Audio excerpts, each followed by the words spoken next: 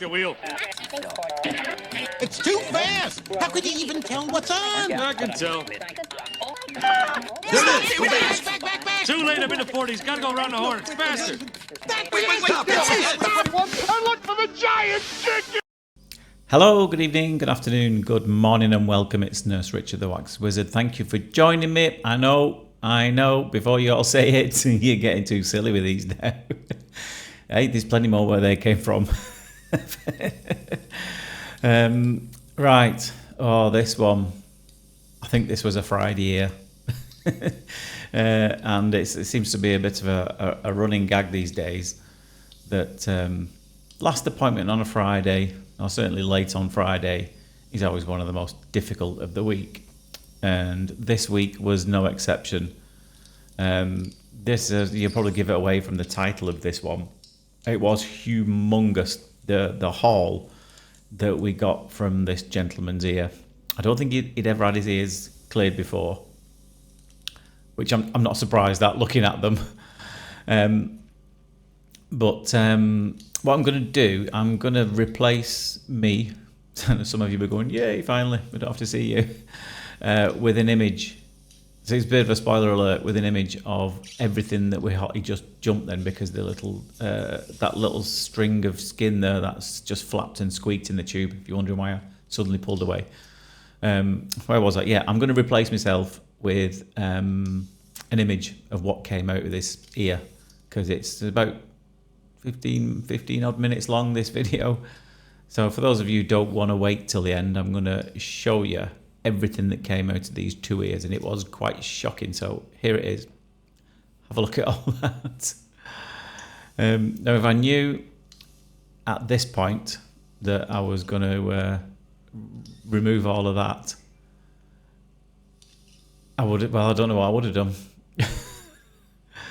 Because as it stands at the moment, I thought, oh, lovely, just lifted it up from the bottom, come out, one go, job's a good one. Bob's your uncle, fun is your aunt, and enjoy your weekend. See you later, folks. But that was not the case, because the first part of it, it'd been throwing some oil in it, and that came away pretty easily. It was quite soft and mushy, and then when you got through that, you really begin to feel the extent of the problem. But it was an awkward consistency, because some bits of it were soft and mushy, some bits of it were quite solid and dry, and so I'm gonna need a combination of tools to get this out. And so pretty much all the mushy bits have gone now. So I think I'm going to get some tools out to see if I can drag this forward a bit. But as dry as it was, it was crumbly as well, which can often happen when it's particularly dry. So a lot of the tools just kind of scoop through it and scrape through it. But not only that, his ear was quite warm and humid as well. So you can see I'm using the curette there to glide in nicely over the top, but it's all gone misty, and which makes it really difficult to see what you're doing. Plus it is quite hairy as well. But I think did this work? I can't remember. And it might work for one section of it, so I've flipped it round, because it's the double-ended tool. And you can see it just cuts through it. I thought it was firmer than that, but I kept getting fogging using the tools. The reason why you get a fogging, or misting up, steaming, condensation, whatever you want to call it, is obviously the people's ear are body temperature, which is usually warmer than the outside world. And when you introduce an endoscope in there, it can fog up because it's warmer than it was before you went in. So how the suction gets rid of that is it sucks out the warm air, and therefore clears up the picture. So there's a nice little edge there. So it looks like, oh, perfect, I can just grab that with the forceps. But again, it's just too soft. It's really deceptive. It doesn't look like it would be soft, but it just cuts it. Just snips through it like a knife through butter. So I'm going to have to resort to more suction here again. but we've got a bit of a flatter surface this, but this was one of them that just kept tearing apart, kept breaking apart. And you can see a really thickened layer of dead skin underneath that as well. Not the biggest of entrances to work with as well. If you saw the size of these tools in reality, I think I've shown them in the past. That's only just the same width as parts of this gentleman's ear canal, and again you can see it going foggy. So in order to do something like this, you need to be able to see what you're doing. And whenever I've got suction, it's clearer because it's not fogging up. It did keep risking closing off as well, this ear canal. And to give you an idea of just how small that is, I think that suction tube is no bigger than a couple of millimeters across. It's really small. Possibly because you have got such a small entrance, and there's just not many gaps around it to fit tools into, and it just cuts through it. I think it was a tool that actually finally got this one out. The other one was just as difficult. So I hope you're patient, those of you who are watching this, because you have to be to get through one like this. And it's little side to side movements, and we can see it's coming forward. It's almost being sucked back in to the ear, isn't it? It doesn't want to let go. It's saying, no. I was quite comfortable in here, tucked up in my nice dry warm place, and you're trying to evict me. So you didn't want to go. So we managed to embed the curette in there and finally start bringing this forward. I don't think that was it either. Nope. It's never ending. It's always difficult to find titles of procedures like this when it just goes on and on and on and on.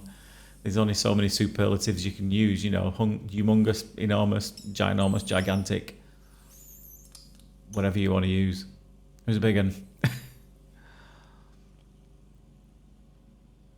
But I have had a removal in the past called TARDIS earwax, and I probably would have called this that if I hadn't have already used it before.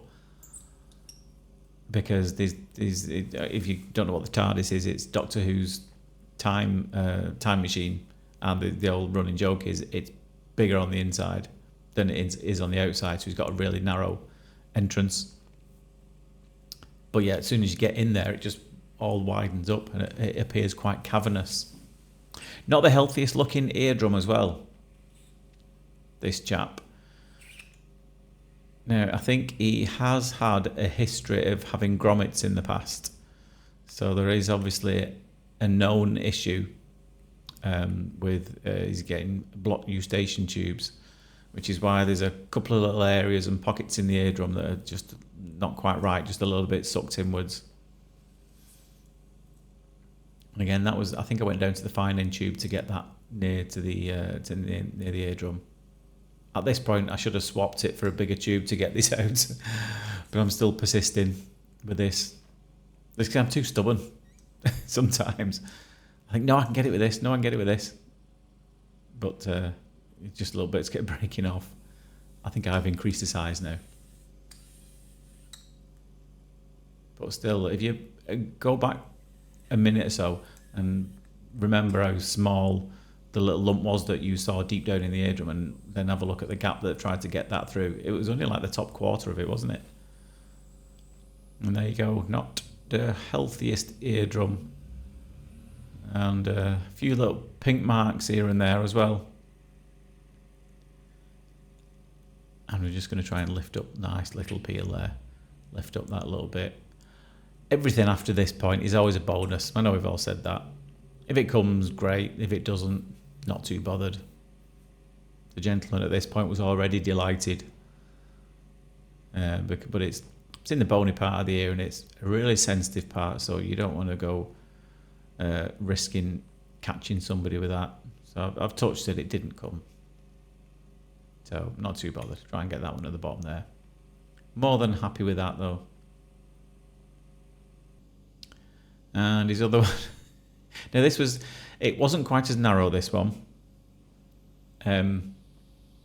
But it was equally as full, but there was more work deeper down in this one. That's where the challenge was in this particular ear. What else can I tell you about? This is the last video that I'm going to... Now, it's awkward when I record these because I release them to the members on the day I've recorded them. And then, but every video is then scheduled to be released at a certain point to the main channel. And look at this. And the main... I record them all in advance. So as it stands right now, I've got about 15 or 16 procedures that are already recorded. I've already narrated them, already edited, and they're available to members now. And they get scheduled to come out every 2 days. So stuff that's happening now, stuff I'm talking about now, will have already happened. But I'm going to tell you about it anyway, because I probably will have created a video about it. So today is Friday. What date is it? The 16th. 16th of May. I had to think about it. It's been a long day. And this will probably be released in a month's time. But as it stands, this is the last thing I'm going to do before I do the charity race that I've signed up for, that I know some of you have very kindly sponsored me for, where I'm running the Great Manchester Run. Running me, I know, it's ridiculous. Can't run a bath. So yeah, little nervous about that, so to speak. I have booked the day off afterwards as well. And I know it's called a race. I ain't racing against anybody. I'm just trying to get it finished. And funny story, I bought loads of stuff to get me through the day, like a water belt. I was advised to buy these carbohydrate gels that you can squirt inside your mouth, give you a boost of energy. And then a mate of mine says you should really try those before you go racing, because some people it is known quite rarely to cause really severe bouts of diarrhea. And I thought, oh, all right, well, I'm glad you told me that, so I'll try one. Tried one yesterday, and I was up all night. It was like Niagara Falls. I'll spare you the details. Ivy needle, whatever phrase you want to call it. So I won't be using those carbohydrate gels during the race, but hopefully I'll be back on Monday and still alive and still in one piece, and it will have already happened by the time this video comes out, so fingers crossed I made it. But the next time you see me, I'll be able to tell you more about it. Anyway, look at all this that came out.